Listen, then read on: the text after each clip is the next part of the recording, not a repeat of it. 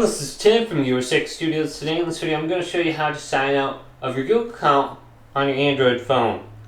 So this is easy to do. Just swipe down from the top right. Go to settings. Now we're looking for an option that says accounts. So scroll through here and look for something. So on my phone it says passwords, passkeys, and accounts. So on my other phone it says accounts and backup. On my Samsung phone. So we can just go here. Then you can just choose your Google account. And it says remove right here.